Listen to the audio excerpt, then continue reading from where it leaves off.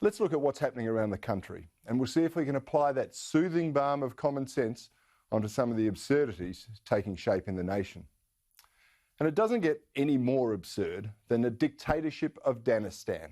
Look, I'm sorry, I mean the People's Republic of Victoria, where you can march, you can protest, but you can't go to a restaurant, or you can't leave your house unless you're covered up like a cat burglar. Dear Leader Dan says it's for our own good, as so many people are testing positive for COVID-19.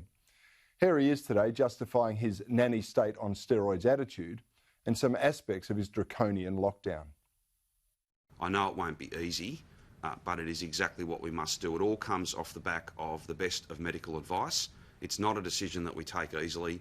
It is going to be very challenging, but it's what must be done given the circumstances that we face and given the fact that we just don't have the luxury of pretending that this is not real. Honestly, what nonsense. No one's denying that COVID-19 is dangerous, but 99% of people who get COVID-19 will have mild or no real ill effect. Those most at risk are the elderly, the obese, and the seriously unwell. Coincidentally, they're the same people who are most at risk of dying from the flu every single year. And so I ask, what is the purpose of destroying our economy, creating chaos and unrest over another version of the flu? Now here's the human face of the economic vandalism that is this lockdown. Paul DiMartina, a business owner in Melbourne. It's just devastating, obviously, for the staff. I've got honest.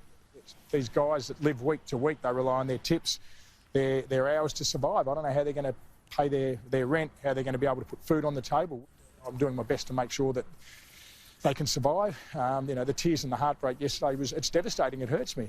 I didn't see our Premier put his hand up and man up and say, it's my fault. I put the wrong security guards on. Sack yourself. Enough's enough. Like many other small business people, his livelihood down the drain, thanks to Dan Andrews and the decisions of some unelected bureaucrat. It's such unnecessary suffering. And later in the show, we'll speak to a couple of people currently captive in Victoria to get their take on Australia's latest police state. But as one state goes the full gulag, the federal government is desperately trying to unwind some of the financial largesse that they showered on the country. They've started with the end of free childcare on Monday. Here's the predictable response from the opposition. Many parents are really doing it tough and are going to have to make the difficult decision tomorrow of whether they pay the exorbitant childcare fees or look at pulling their children out of care altogether. This is bad news for families at the worst time when families need support. Don't listen to her, listen to me. This is a cause for celebration. First off, anything the government gives you for free isn't for free. It just means someone else is paying for it. And when the money is borrowed, like it is for this free childcare, then the kids in the care are likely to have it to be the ones who are going to have to pay it back. And I bet that no one asks them if the finger painting and sandcastle building is worth a lifetime of higher taxes. Now, don't think I'm unsympathetic. I get it. Childcare is expensive and it's necessary for some families. But the reports I got from this latest largesse was that free childcare simply allowed those who didn't work to park their kids with someone else to look after. Whatever happened to those choosing to have children also having the responsibility of looking after them? And sure, I know it's tough raising kids. It frazzles the nerves, it stretches the family finances, but that is nothing new. So here's a message for the government.